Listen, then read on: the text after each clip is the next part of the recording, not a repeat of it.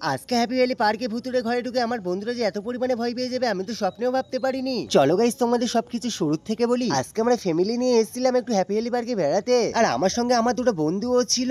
এই কদিন আমার বউ তো খালি বলছে আমি একটু বেড়াতে যাব, কিন্তু এই কদিন এত পরিমাণে বৃষ্টির কারণে আমি তো ফাঁকায় বেরোতে পারিনি। সেই জন্য আজকে একটু বৃষ্টি থামতে আমরা ফ্যামিলি মেম্বার এবং কি আমার দুই বন্ধু চলে এলাম হ্যাপি ভ্যালি পার্কে বেড়ানোর জন্য। তারপর আমরা হ্যাপি ভ্যালি পার্কে এসে তো সেই লেভেলে আনন্দ করছিলাম। আর এদিকে আনন্দ করতে করতে ফাইনালি আমার সঙ্গে দেখা হয়ে গেলে যোগ্য দাদার সঙ্গে। এছাড়া এখানে অনেক বড় বড় সেলিব্রিটিরাও ছিল, তার জন্য তাদের সাথে আমি একটু সেলফি তুলে নিলাম। এরপর সেলফি তোলা হয়ে গেলে আমার এক বন্ধু বলে উঠলো যে এখানে নাকি একটা ভুতুড়ে ঘর আছে, সেই ঘরে নাকি আমি গেলে নাকি পুরোপুরি অজ্ঞান হয়ে যাব। তার জন্য সেই ভুতুড়ে ঘর দেখার জন্য আমি চলে গেলাম টিকিট কাউন্টারে টিকিট কাটার জন্য। তারপর আমি ওখান থেকে 3টে টিকিট নিয়ে আর 3 বন্ধু মিলে চলে গেলাম আমরা ভুতুড়ে ঘরে। আর কিছুক্ষণের মধ্যে ফাইনালি ফাঁকায় বেরিয়েও এলাম। হ্যাঁ গাইস, ওখানে তো আমি পুরোপুরি ভিডিও তোমাদের মাঝখানে আমি দেখাতে পারিনি, কারণ আমার ওখানে তো ভিডিও করতে দেয়নি। তার জন্য আমি তোমাদের মাঝখানে অনেক অনেক ক্ষমা চেয়ে নিচ্ছি। চলো ওই ভুতুড়ে ঘরে আমার সঙ্গে কি কি ঘটেছে সেটা তোমাদের মাঝখানে আমি শেয়ার করছি। হ্যাঁ গাইস, ওখানে মেন ব্যাপার হচ্ছে ওই ঘরটা এত পরিমাণে অন্ধকার, সেই অন্ধকারে গিয়েই তো আমরা ঘাবড়ে গিয়েছি। আর ওই ঘরের ভেতর ওদিকে একটা ছেলে আমাদের ভয় দেখাচ্ছিল, তাই দেখে আমার এই দুই বন্ধু এত পরিমাণে ভয় পেয়ে গিয়েছিল শেষ পর্যন্ত আমার জড়িয়ে ধরে রেখেছিল।